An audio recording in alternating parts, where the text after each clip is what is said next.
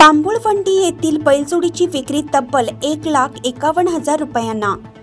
अकोले तालुक्यातील डोंगराळ भाग म्हणून ओळख असलेले तांबुळवंडी येथील प्रगतशील शेतकरी विलास नामदेव भालेराव यांची शेती कामासाठी वापरलेली 6 दाती बैलजोडी तब्बल 1,51,000 रुपयास विक्री केली।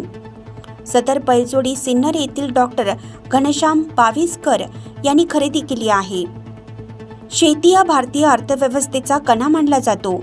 भारतीय लोकसंख्येपैकी 58% लोकसंख्या उपजीविकेसाठी शेतीवर अवलंबून आहे।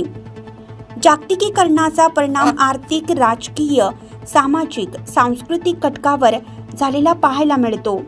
त्याचप्रमाणे तंत्रज्ञानावर देखील तितकाच परिणाम झालेला पाहायला मिळतो। असं असलं तरी आपल्या ग्रामीण भागात अजूनही शेती व्यवसायात तंत्रज्ञानाबरोबरच मशागतीसाठी बैलजोडीचा वापर होताना दिसत आहे। म्हणूनच जागतिकीकरणाच्या स्पर्धेत आपला शेतकरी देखील काही कमी नाही।